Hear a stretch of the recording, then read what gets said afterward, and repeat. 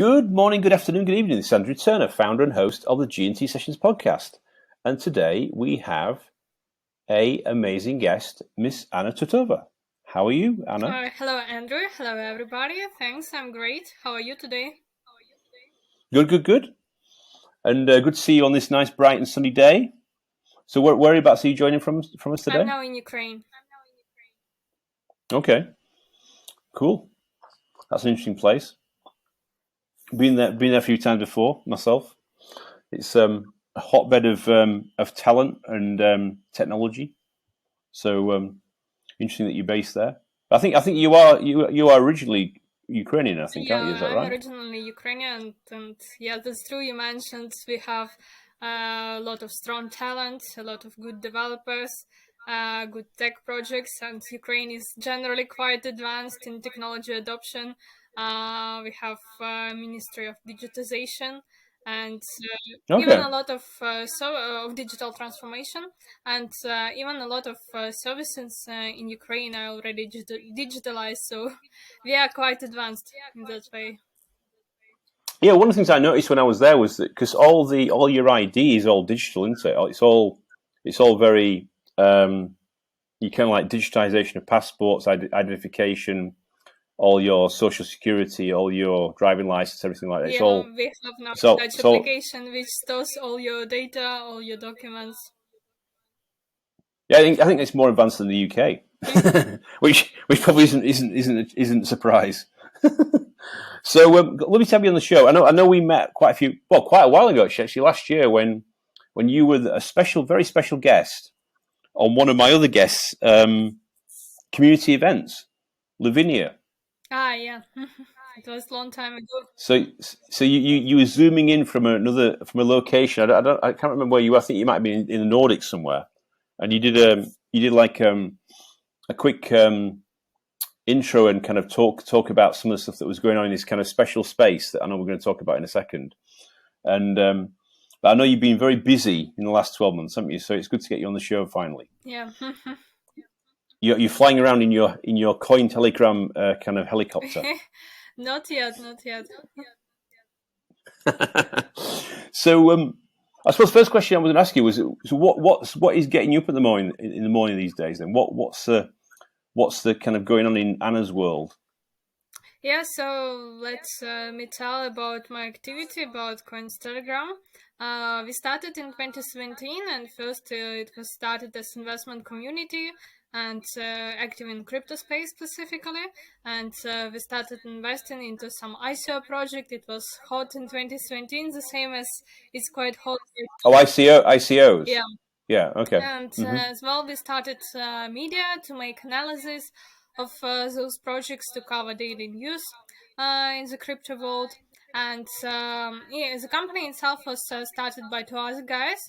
And I myself joined the crypto space as well in 2017, in October 2017. And initially I knew out about Bitcoin and crypto in the beginning of 2017. I studied international law in Ukraine, and my group mate had internship in law company which deals with crypto and blockchain. So he mentioned Bitcoin to me. I got interested, started googling about that, and then wanted to invest. But a lot of people are first scared about investing into some new type of assets, and as well I told about that to my parents. So they are of senior age, so they're some kind of conservative, and they told me that it's probably some scam, don't do that. So unfortunately I didn't buy Bitcoin at $2,000, but I got into space a bit later already. It's almost highest point in October 2017. I started working with one ICO project, and from that time started my first investments in crypto. And then later in 2018, I got acquainted with one of the co-founders of Coins Telegram, and he suggested me to cooperate together. And from that time, I just we have media, so we have media partnerships with all the conferences. So we have media passes, access to a lot of different events. And since that time, I decided that it's so cool, and I just decided to travel to meet a lot of people all around the world, and from that time we started developing PR direction in the company. So we support a lot of projects, not only in the crypto and blockchain, but sometimes traditional tech projects too, in the PR and marketing efforts. So we do publications in the financial, business, crypto media like Forbes, Entrepreneur, CoinDesk, Finance, Yahoo, and so on. As well, we can help with publications in regional media all over the world. We work a lot with influencers, YouTube, Twitter influencers, do different social media campaigns, and as well, we are now quite active in development of our own YouTube channel called White Crypto, and What's he called? Sorry, what's he White called? Crypto. Yeah. White Crypto. Okay. Why we call it White Crypto? So that's quite funny. The family name of my co-founder, his Russian is below, and in English it's translated as white. So he decided to make such name, but it sounds as well like the analog to white hackers, so white crypto. That oh right, good crypto. like a white list. Yeah. Okay. Yeah. Like a whitelist. Yeah. That idea of having our own YouTube channel we had for quite a long time, and as well we met a lot of other big YouTubers during attending of different conferences all over the world, and like they have now huge channels, like especially with the huge growth of the crypto space in 2021. They have now like 500k subscribers, so even over 1 million. Wow. Like it's not as big for traditional space, but it's quite big. It's quite big audience for the crypto. So well, I suppose it's the kind of growth as well. I suppose growth trajectories like that, isn't it? Yeah. Or like, is it like that?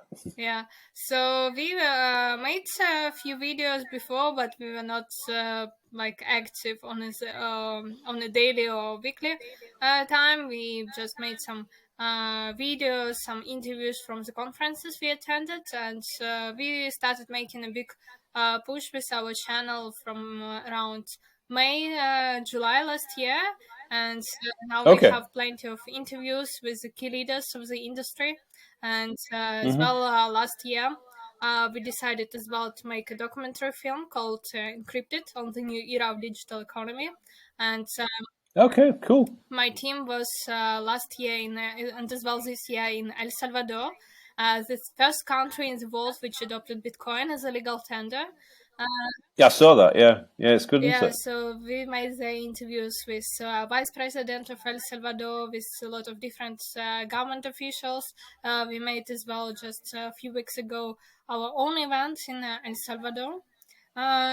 So in El Salvador, does that mean that it's actually the central currency, they back it against, rather than the US dollar, they back it against Bitcoin? Yeah, is that right? Yeah, so El Salvador doesn't have their own currency because it was like extremely weak. So they started using US dollar as their national currency, and just last year in September they officially adopted Bitcoin as a legal tender, which means that any merchant there should accept Bitcoin as a mean of payment. So you basically can pay for anything there. Like you can buy a coffee in the Starbucks with Bitcoin. You can pay in taxi with Bitcoin. Like you can buy anything with Bitcoin there, and it's official national currency.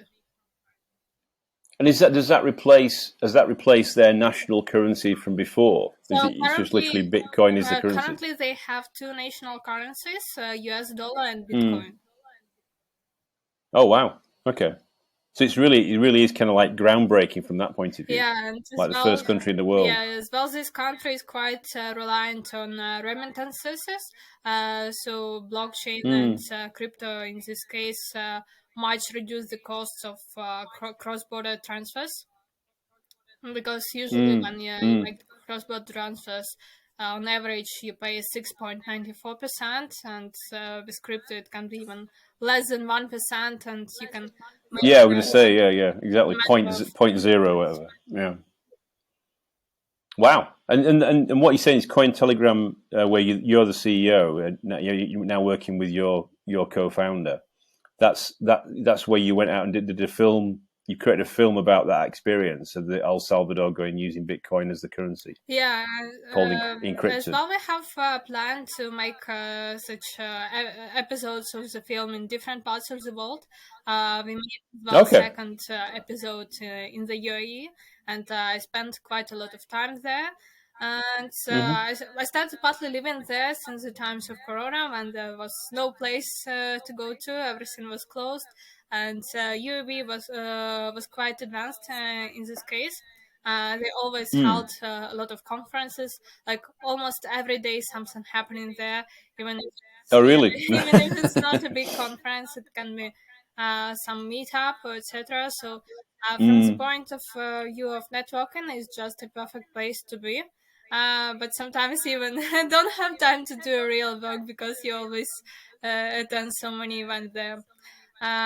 So And it's just a quick question on that, because I've been to the UAE quite a bit, and I went on a UK government trip a few years ago with a startup I was working with, and we met these, some of the Emirati in the different countries. Yeah, they obviously, UAE, and then you've got Sharjah, you've got Dubai, you've got Abu Dhabi. So is it particularly buoyant across the whole of the UAE, or is it in certain areas of UAE that you find? So a lot of events happening exactly in Dubai. There are some events as well happening in Abu Dhabi or in other states, but they're not much popular because everybody comes to Dubai, and from the point of view Okay. of infrastructure and different places Yeah. to go to is the most vibrant place. But from the point of business as well, a lot of people say that Abu Dhabi is much better because it's capital. So as well, Yes. all money is there, but in reality, from the networking point of view, there is nothing to do there. Last year in December, I spoke at one conference in Abu Dhabi, and it was quite well organized and a very big venue. It was in the Expo Center, Yeah. but I think if they held it in Dubai, there would be much more attendees. Right. Okay. Yeah. Yeah. Yeah. It's interesting. I mean, they are. I mean, when I was there a few years ago, the Emirati were talking to us about they were trying this, obviously before the whole crypto thing blew up, yeah, as it has now.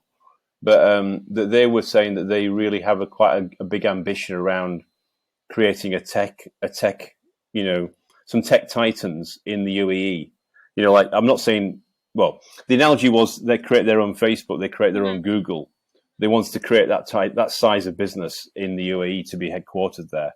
I'm not sure how far they are on that journey, but I know that was the ambition a few years ago.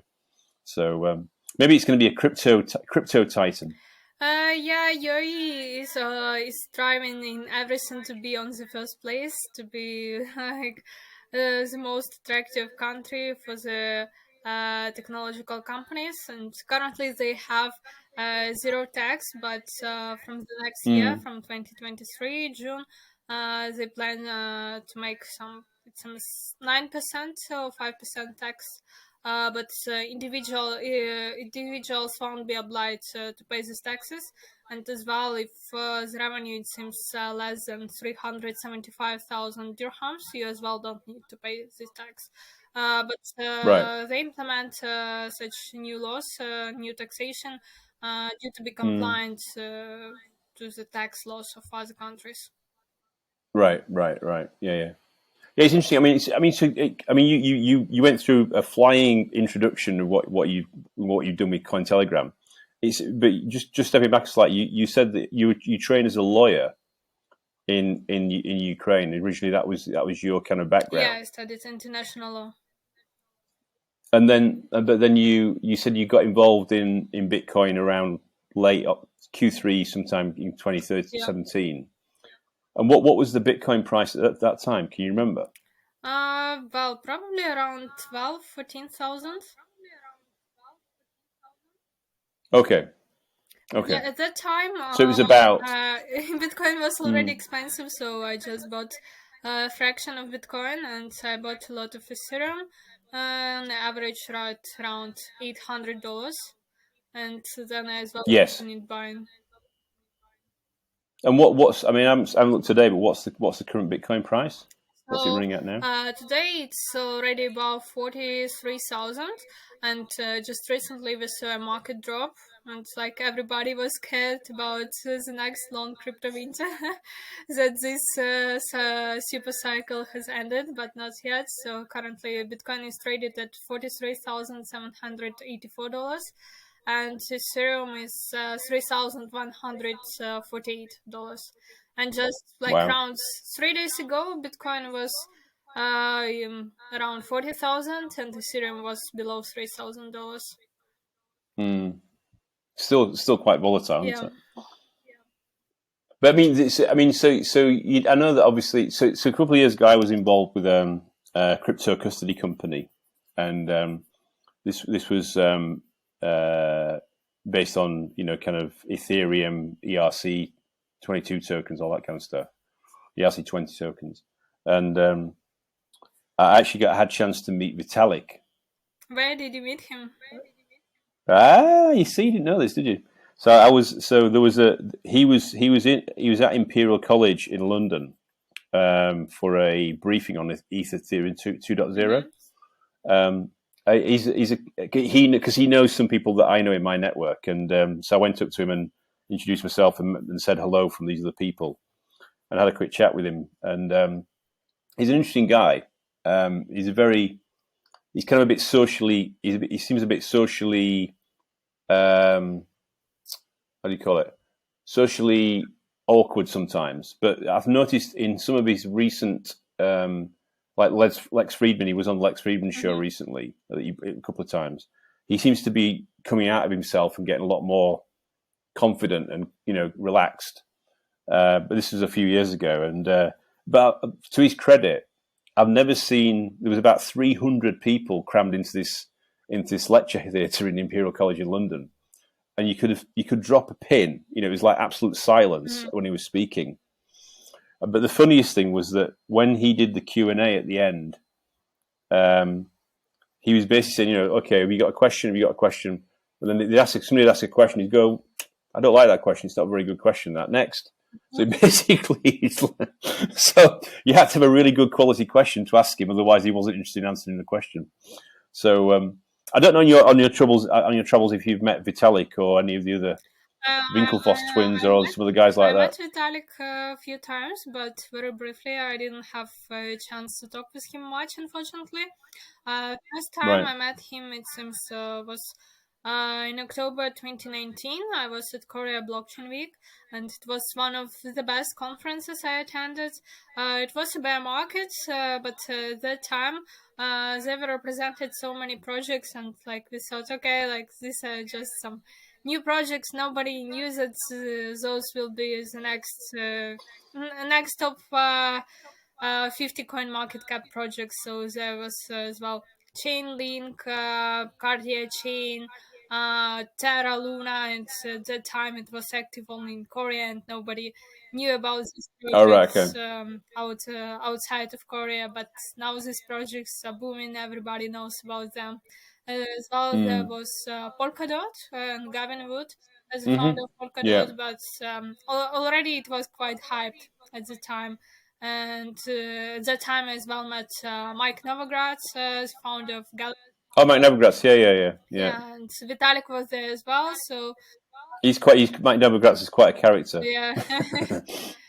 And Vitalik was there as well, so we were at the press conference with him.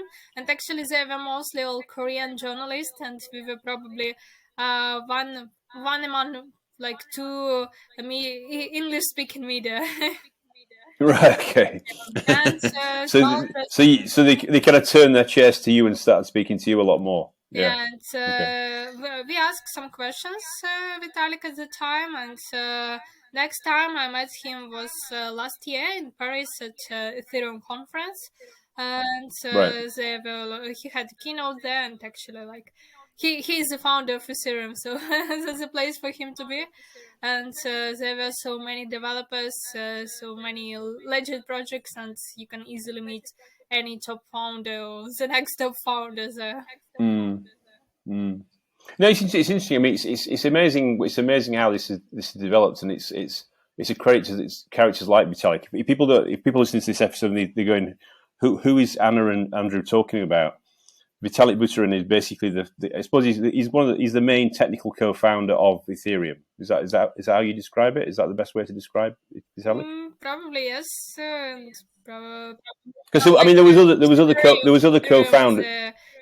He's the brain. He's the brains. He's like the brains behind it. Yeah. I suppose he designed it. Yeah. Because I as well met a lot of other guys who were in the founding team of Serum, but Vitalik is like the face is the main founder.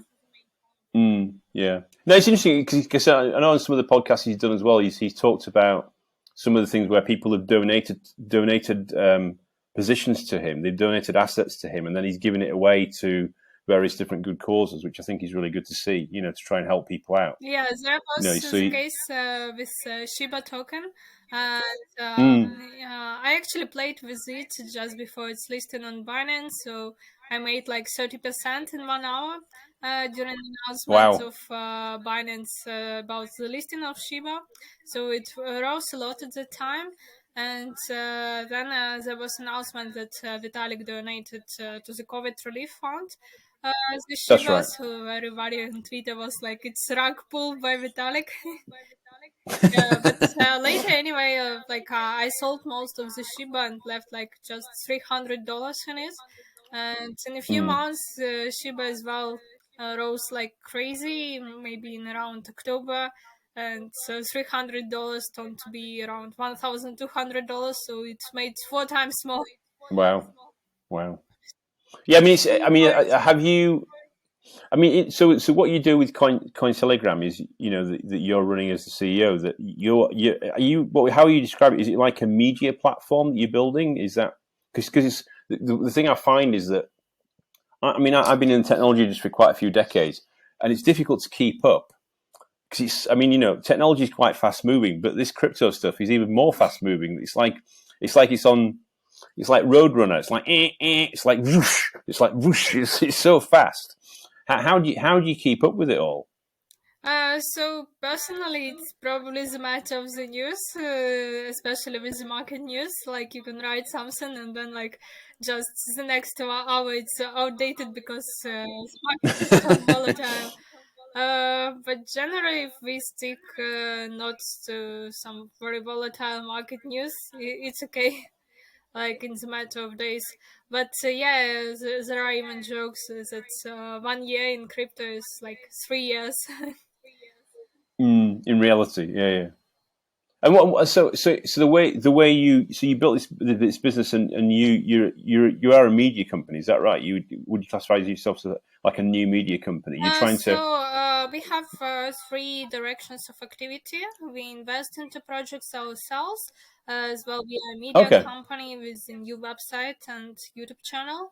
And third, it's a bit as well similar maybe to Accelerator or something, but basically it's PR marketing agency, so we promote different projects. Oh, I see. Okay. So because of your reach and your distribution, because you know everybody in the market. We have our own media, and as well we cooperate with a lot of other media and with a lot of other influencers. Oh, cool. So when I bring my own G&T coin out, for the G&T sessions, then we can collaborate. You can help me get it distribution. Yeah. So how will your coin work in this case? That's right. Yeah. Well, no, because I think is it Rally.io? I think that's right. And so you can create your own token through Rally.io. Yeah, you can easily create your own token, and nowadays with the growth of DeFi and decentralized exchanges, it became much cheaper. You don't need to pay now thousands of dollars to centralized exchanges to list your token. It as well depends on which chain you are building. If you are building your token on Ethereum, of course you will need to pay higher fees. But it's just around $500 to list your token on Uniswap, just the fees for the smart contract or something like that. And if you make your token, for example, on Binance Chain or on other networks, on other layers, it will be even cheaper. So to create your token nowadays is not a problem. As well, some people created their own tokens without having any website or like normal social media, and still a lot of people have their bots which automatically just buy out any tokens which are listed on exchanges. So you can create like Right. complete shitcoin without any idea, without anything, and this bot will buy it. It's like it's kind of like a manifestation of the market. It's like they're making like market makers, like using Yeah. bots, moving the price basically. Oh well, this not moving the price. It's just trying with the bots to buy everything early and to sell in the short term, or maybe. Oh, I see. Right. Okay. To short the Yeah. market. Okay. Yeah. Yeah. So a couple of topics I was going to ask you about, because I know because I consider you as a guru. So what's your view on the whole Dogecoin stuff with Elon? Then what's your view on that? Any Well, like perspective on that? there are a lot of talks whether there is utility in Dogecoin or no, but mainly it remains to be still a meme coin. However, some companies started accepting Dogecoin, like for example, Tesla announced that people will be able to buy some merchandise with Dogecoin, but they just it's more like a PR stunt and all that stuff, which Elon Musk posts on his Twitter. And as well, for example, Mark Cuban is as well a fan of Dogecoin. And Okay, Mark like Cuban. Dallas Mavericks, his company, Yeah, Dallas yeah, Mavericks. Yeah, accepts yeah. Dogecoin, and that's it. Another thing, some expert talked about the utility of Dogecoin. It's much cheaper to send and faster to send transactions in Dogecoin and to use it possibly as money rather than Bitcoin. But still, like for the majority of people, it just still a meme coin, and it has unlimited supply, unlike Bitcoin, which is a digital gold. So Yeah. if people ask themselves whether to invest into Dogecoin or not, it's already like one of the top currencies. So it some kind of became a blue chip, but without really almost no utility. But from the other side, it's a safe investment. It's got like the kind of the halo effect, hasn't it? I suppose with Elon being involved in it and stuff like that, and Mark Cuban. Yeah, so basically you can invest in it when market will grow a lot, Dogecoin will grow as well. Right. Okay. And the other one, because one of the things I was talking to somebody the other week about, actually, because obviously things like what's called the gas fees, which hopefully you can help to explain. The gas fees are how people transact on the blockchain. Mm-hmm. Yeah. The gas fees seem to be quite high for certain types of of token seem to be a lot higher. So Ethereum versus, I don't know, Cardano versus Chainlink versus, I don't know, Polygon. It seems to be quite incredible, the difference in gas fees. Yeah, so that's the main problem of Serum, and still Ethereum ecosystem is the biggest one.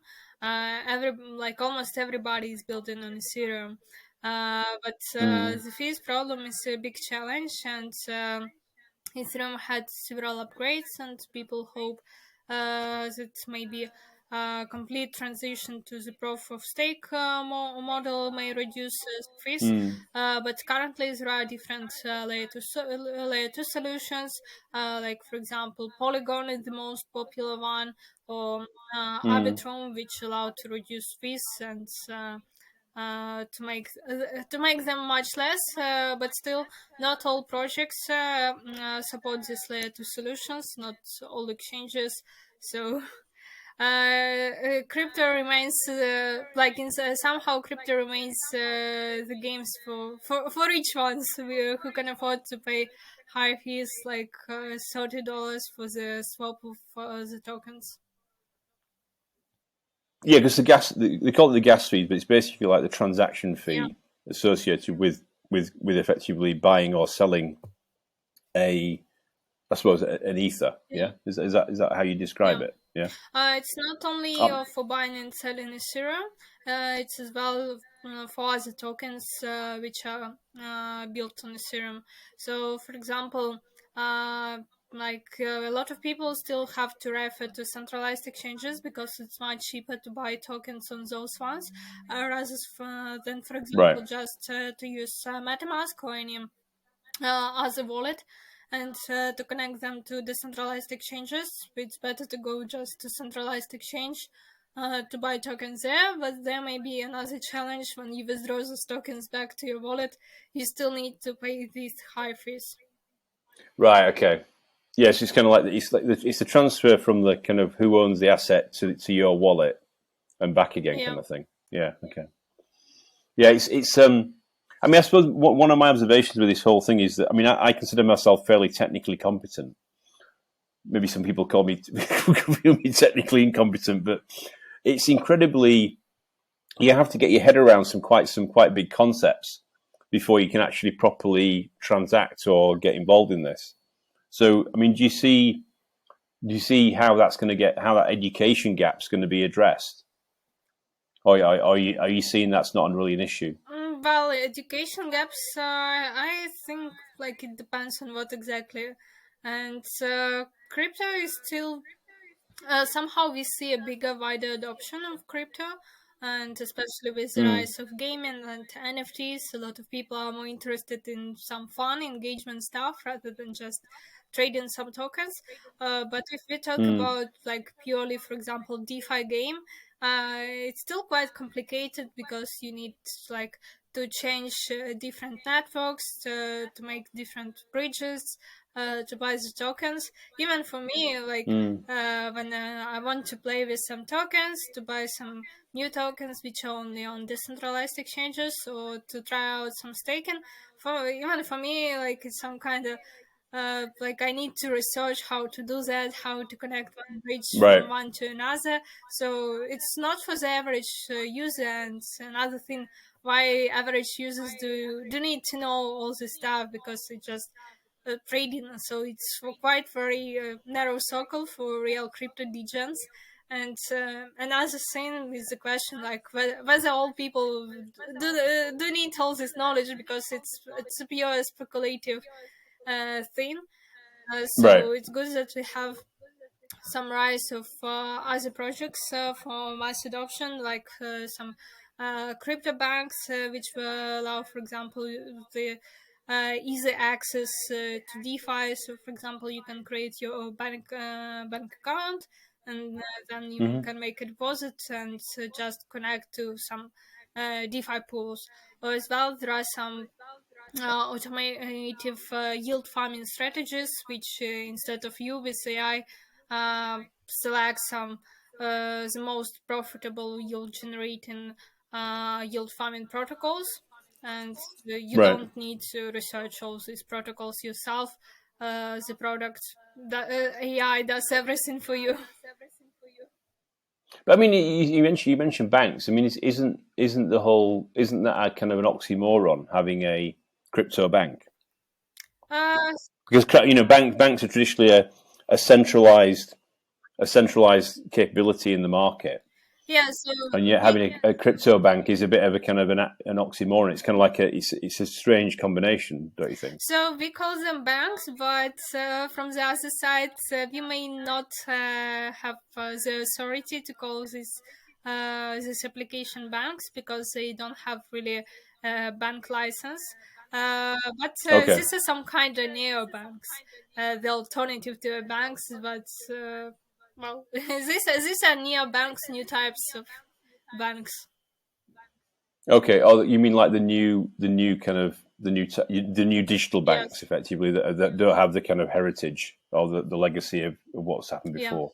Who would you say are the movers and shakers in that kind of area? Who have you seen that seem to be doing the right thing in the banking area? So in the banking area, actually, some crypto companies got the charter licenses in the US. Like for example, crypto custody bank Anchorage, the first got the banking, the conditional national banking charter in by the control of the currency. And as well, Kraken got another banking charter license in Wyoming. Oh, Kraken, you mean the one that's in San Francisco? Yeah, it's probably the second largest cryptocurrency exchange in the US. So Mm. they have now ability to open bank accounts for the clients. Okay. And Is there that are you as mean well number plenty. two behind number? Oh, yeah. Yeah, as well, Sorry, a go lot on. of crypto businesses as a high risk business. A lot of traditional banks don't accept them, so we see a lot of other crypto friendly banks which are able to open bank accounts for this type of businesses. Like, for example, in US, these are Signature, Silvergate banks. In Switzerland, there are popular Signum, Seba Bank. There are plenty of such crypto-friendly banks in Lithuania, in Estonia, Right. UK, Okay. some other jurisdictions. The UK, Yeah, really? yeah. Who in the UK? There is there are some crypto processing and banking companies. One called Unlimited, Genoa, some other like. They're not super big, but They're still they're yes, starting. Yeah, still yeah. they allow for the companies to accept crypto, to store crypto, and etc. And as well, one more So company so do you? I advise. Yeah. One company I advise is from Switzerland and called FluidFi. It's still in the development mode, and the official launch will be in around few weeks. They're still Okay. waiting on some more regulators' approvals.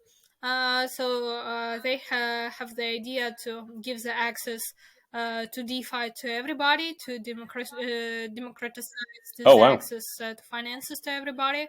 So they allow Hmm. you to get a bank account with the Swiss bank. So they're not a banking institutions, but they're alternative to a bank. So they can Okay. you can open easily just in a few minutes a bank account with them, but for that it's not anonymous. You still need to pass KYC and etc. And Right. then they have their own stable coin called DUSD, and unlike some other stable coins on the market, it's fully asset backed and insured by Lloyd's Bank of London. So you can Okay. make a deposit in fiat into this bank account, and then you can click the button mint, and you yourself, the user, is the mint of this stable coin. Uh, so you mint the stable coin, and then with it you can have access to DeFi pools and earn interest from your assets. So currently they're in beta test mode, and there's about two pools, one Aava and another Curve. So the testers can try out this pools, and as well, when you would like to withdraw your assets, you can click the button, and this stable coin GUSD will be burnt, and you will get back your Okay. fiat. Okay. Okay. Cool. And that's called Yes. Fluidify. You said. Wow. That sounds like an exciting project. Yeah, I'm pretty excited about it. Do you have to be in? Do you have to be a Swiss national to have an account with them, or can No, you be anywhere in the world? you don't need to be a Swiss national. It's available for anybody in the world. Maybe there are some restrictions for the red country. I should check that, but generally it's accessible to everybody. They as well have partners in US, so it's available to the US users Right. too. And Wow. the It's really, users, it's supposed to be quite exciting being involved in these kind of things where you can see things being formed in front of you. You know, like new banking models and new ways of supporting your money and your assets. It must be it's quite exciting, isn't it? yeah, I think that's why tech and especially crypto space is so much exciting, because you see the change of the technology of the everyday consumers' lives just in a matter of months or years. It seems to be speeding up, Yeah, getting faster. Wow. Yeah. I mean, so it's really interesting. I mean, I was just going to say to you, you are a gold mine, or you're a Bitcoin mine of information. I can't believe how much stuff you know. I'll try to transcribe this event, this episode with all these like jewels of nuggets of things you've shared on today's episode. It's fantastic. Thank you. thank you too. Um, so in terms of, I mean, so in terms of the future, what if you were kind of had your crystal ball in front of you today? I mean, what we're now in. I know we're now 2022, but what do you see happening in the next 10, 5, 10, 15 years in this space? Are you kind of scared about what's going to happen, or do you think it's going to be even more exciting than what it already is?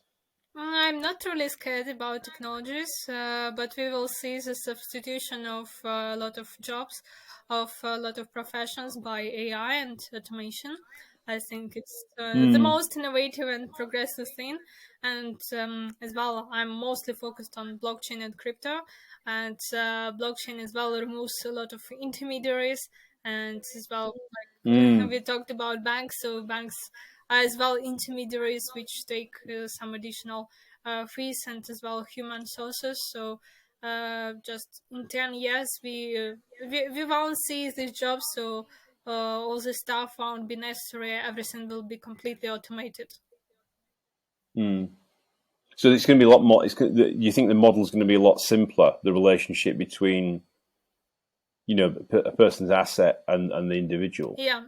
As well, like in this case, we see the challenge between the crypto and central bank digital currencies. I don't think these are like going parallel stuff. Some banks, big banks, already allow their clients to trade crypto, specifically Bitcoin.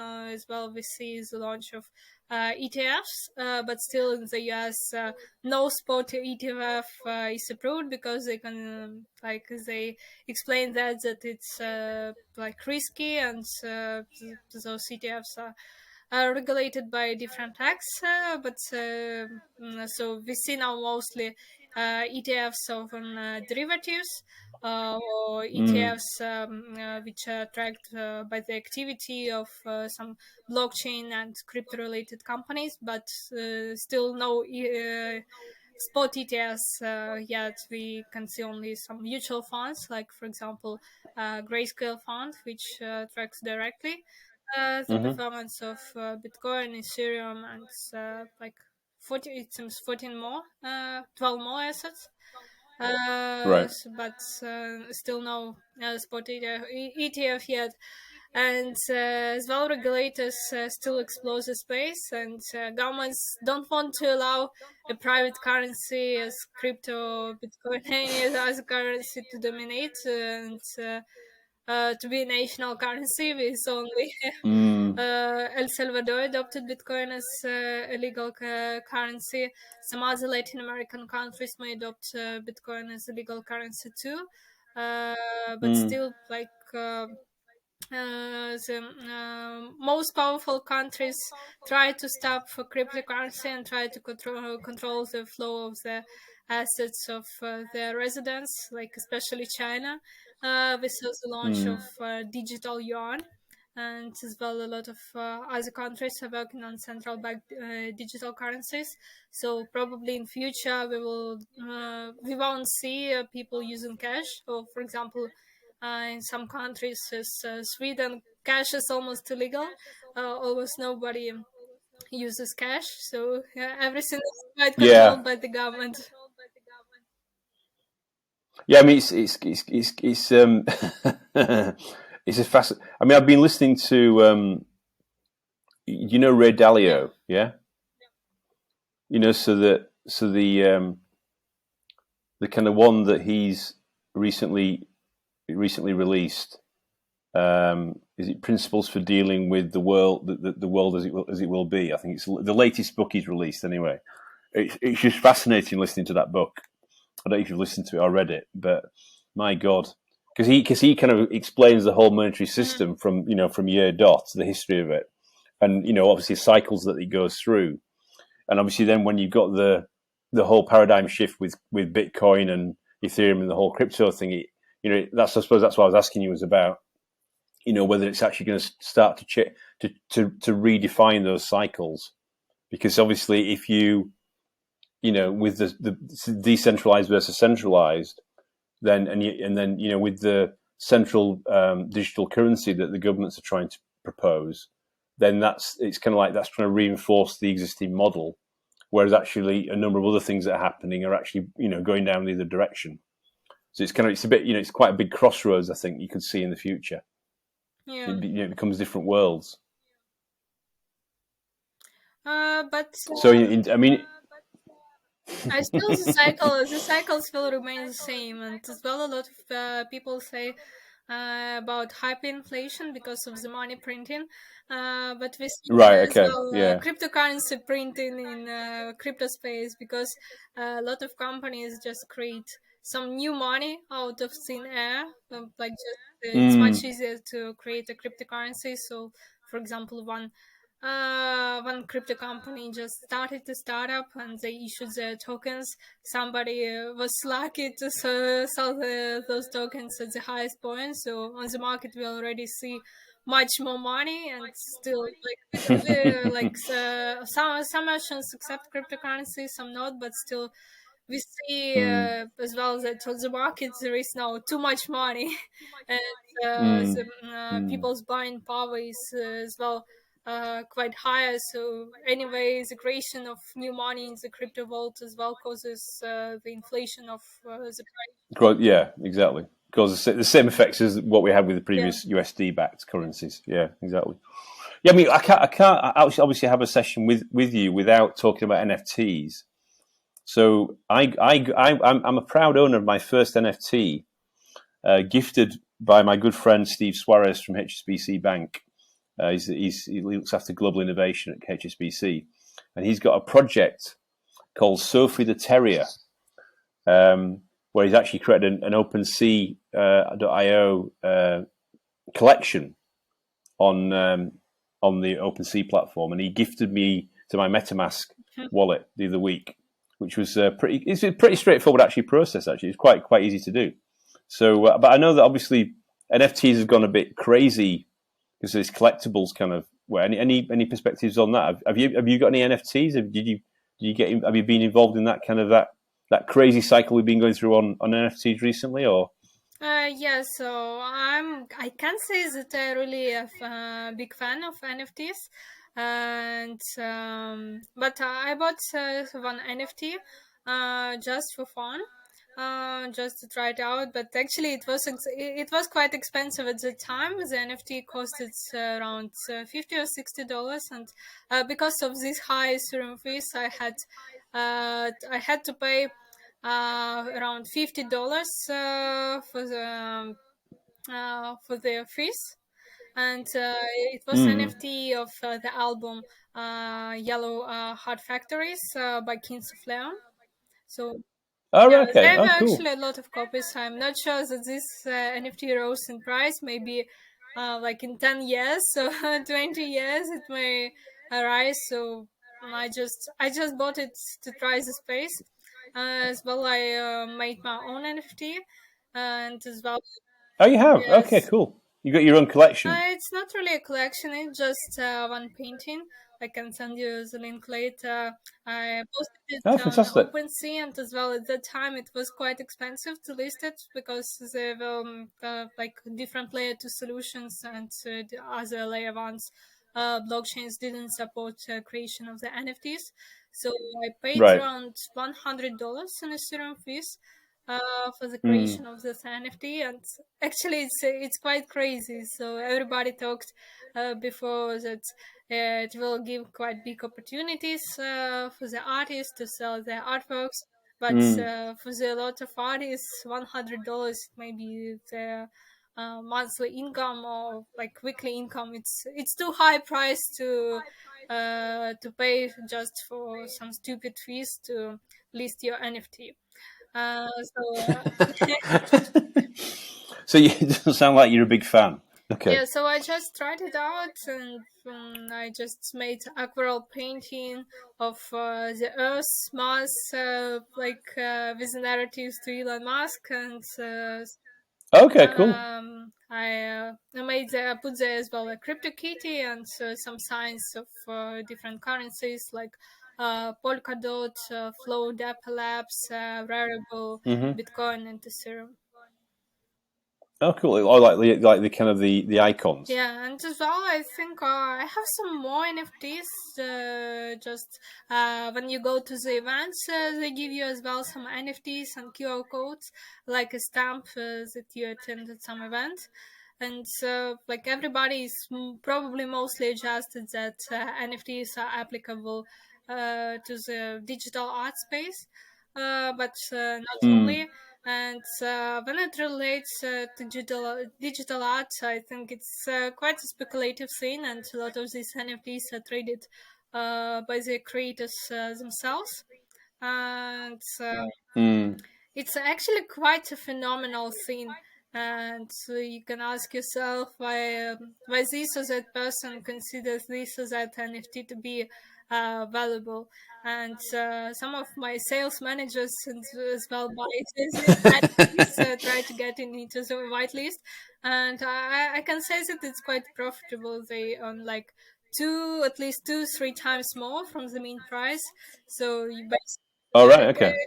They made a good return on it. yeah, you can just get into the bunch of the project, get whitelisted, mint your NFT, and as well, usually there are collections like let it be 100 or 10,000 different Hmm. NFTs, and you may get NFT with some interesting features, so better number, and that's how it's considered to be valuable. And so you can sell it immediately the next day, and you will be a little profit. Maybe if you keep it, it will rise much more, but you never Yeah, I know. mean, it's really funny because I mean, so I was at the consensus office. You know, Yeah. consensus, the guys that are involved in Ethereum, yeah, in Shoreditch. In it's like in near, obviously, you know, I don't know if you've probably been to London, I presume, and you've been to Shoreditch, where that office is. And in the basement, there was a guy. I can't remember what he was called, but he came over I think he was from New York, and he came over just only a couple of years ago, and he was talking about crypto kitties and NFT, non-fungible tokens, and it's just incredible in 2 years, well, 2 and a bit years, how it's just like gone like that. I mean, you know, like, but obviously people have been very creative with it. So you probably, you know, the Bored Ape Yacht Club, yeah, the Yeah. BAYC, yeah, you know, where they've got these 10,000 variations of apes' heads, and you know, I see they've been trading. Well, allegedly they've been trading at, you know, $250,000 and above. Yeah, now it seems last week Justin Bieber bought one Bored Ape Yacht NFT for over $1.2 million. Bought what Bored Ape Yacht Club for Yes, 1.2 million dollars. Who did that? Justin Bieber. Oh, jeez. Really? Wow. Well, Yeah, he can afford it. He some can afford it. It's all right. crypto YouTuber guys I know as well. Some of my friends bought bought up yacht NFTs for around 500K or 1 million. So that's pretty crazy.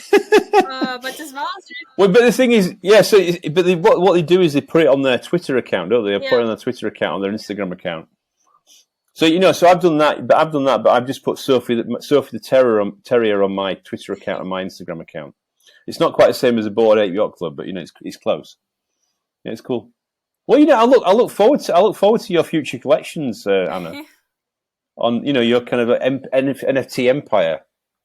maybe I should do one. Actually, there was one artist made my portrait from my photo in digital gold, Oh wow. not digital gold, in with liquid gold, and Oh well. he made like some portraits of other people and made a collection of the physical art Hmm. in liquid gold, and he told me about his plans Wow. that he probably wants to make it as NFT, so maybe there will be NFT with my portrait.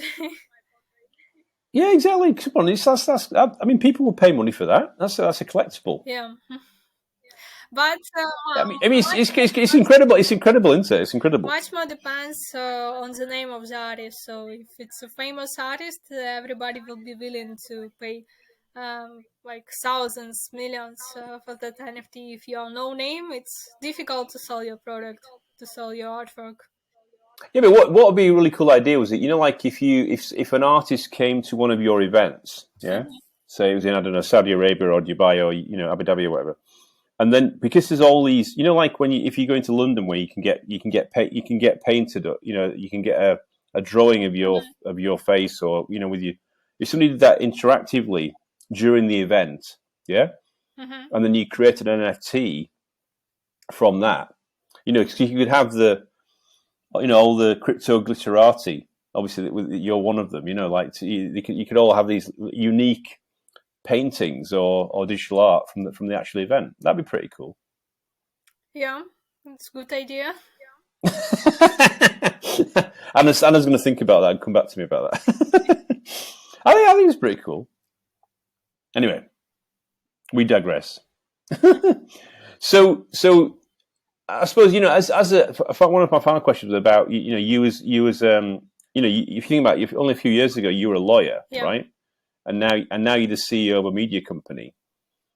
One of the things that when I try and talk to CEOs like yourself and founders, and you're on this journey, right?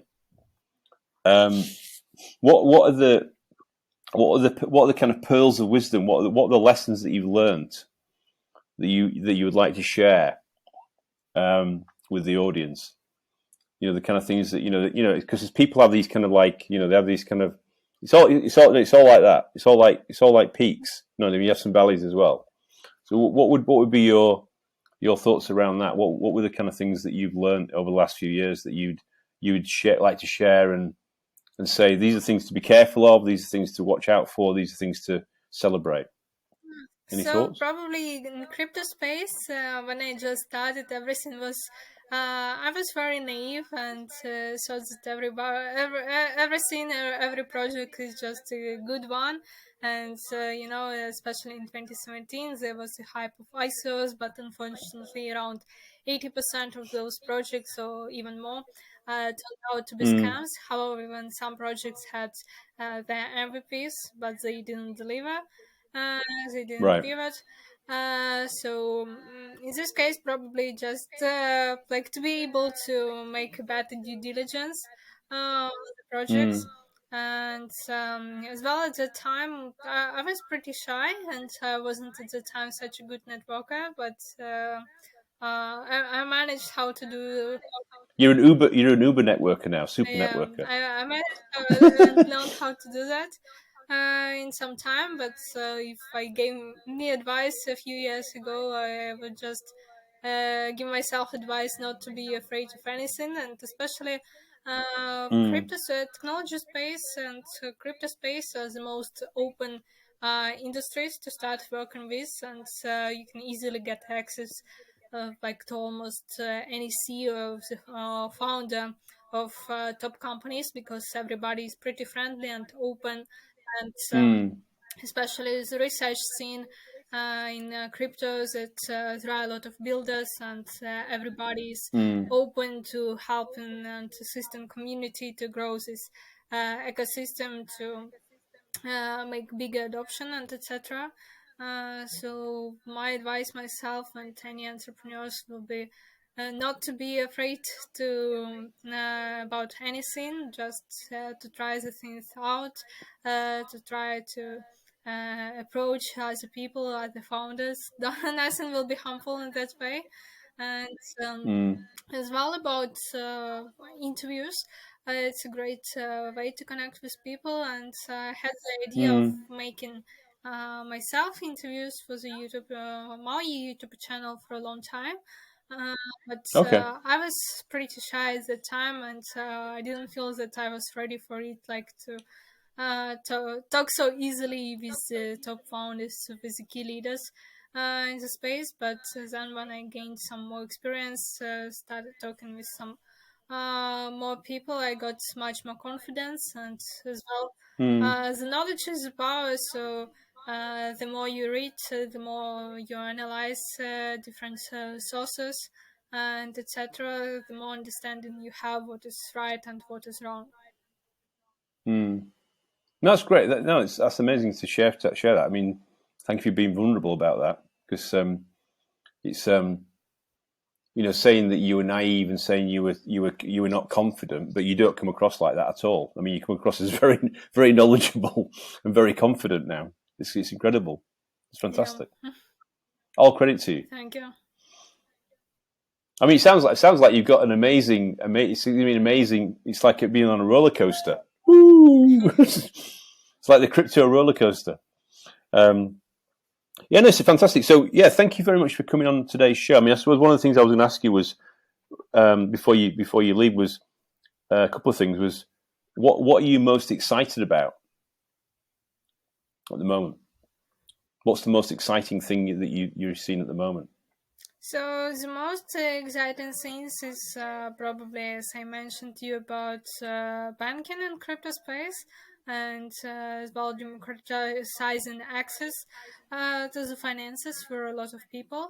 So I think it's So the thing in Switzerland that you mentioned, yeah. but as well, like similar projects, which usually crypto Israel. space is the mission to democratize the access to finances to Democratize. everybody. Yeah. And we talked about remittances and etc.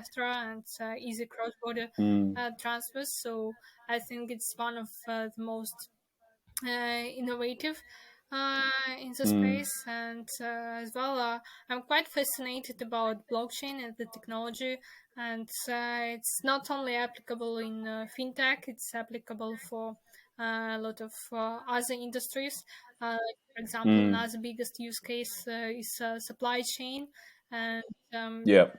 so blockchain has been already used by a lot of big corporations for already years, and as well it's used by some governments too. For example, in Ukraine, land registry is on the blockchain, or as well in the future we will see the elections on blockchain, and blockchain makes all the processes very transparent. much Very transparent. and everything is recorded there. So I think it's one of the best things.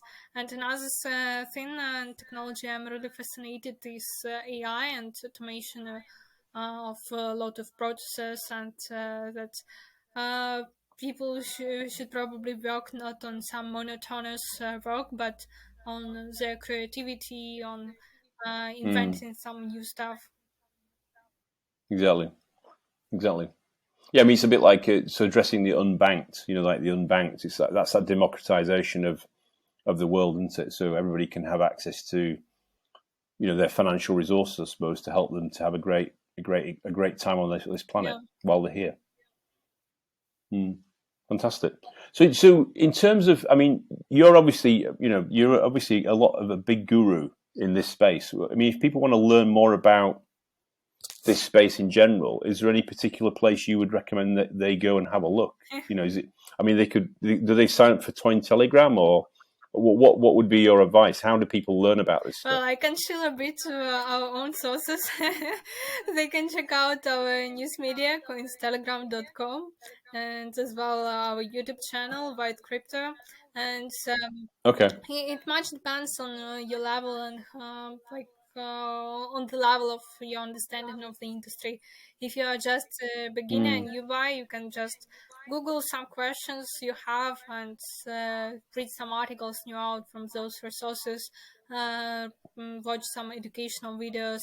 Now there is not really a problem with information sources, because now there is so much information everywhere. Like the amount of news peer is just like even more that we can handle, and this number.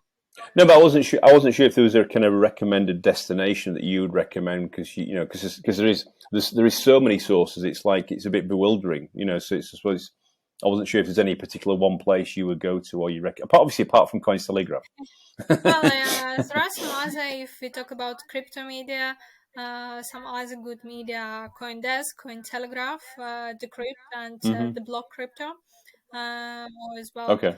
if somebody wants to read some information in the local languages, there are a lot of other crypto media in local languages, but of course they are smaller than the main ones in English. As well, there are plenty of different YouTube channels. For example, for the beginners, Coin Bureau is quite a good channel. Coin Yeah. Bureau. Yeah. And Okay. the guy explains a lot of stuff for beginners about exchanges, about the trends, coins, and etc. And for some more advanced users, I like, for example, the channel Elliot Trades. What's it called, Elliot sorry? Trades. Elliott Yeah. Trades. Okay. As Okay. well, for example, Bankless, Blockworks, some good channels, and as well, those guys host their own crypto conferences. So it's quite useful, quite Okay. educational. Cool. That's fantastic. And then if people can obviously, if they want to know more about what you're doing and what you're doing with Cointelegram, I presume you say it's cointelegram.com. That's the best way to find or subscribe to what you're doing in Cointelegram world. Okay, cool. Well, it's been an absolute pleasure. Thank you very much for coming on the show, Anna. Thank you for invitation. Of course. It took us quite a while to get on the show, but I know because you've been busy woman, and I've been. Well, we've all been busy because we've been busy dealing with this pandemic. But now it's kind of like, I don't know. Is it over? I don't know. Who knows? Well, in UK But you don't have to wear masks anymore, no PCR tests, so I think in UK for a while it's over. yeah, but it's a bit like we talked about the Ray Dalio cycles, isn't it? It's going to be. It's like it's here, no, it's gone. It's here, it's gone. It's like a serpent. But yeah, well, take care and keep safe in Ukraine, because I know there's quite a bit of stuff going on there over there at the moment. And but knowing you'll be flying off in your helicopter, in your Cointelegram helicopter, to some exotic location tomorrow. But that's been Anna Tutova, who's the CEO of Cointelegram. And thank you for coming on the show. It's been a pleasure having you on the show. And that was Andrew Turner, founder and host of the G&T Sessions podcast. Have an amazing day. Thank you. Thank you.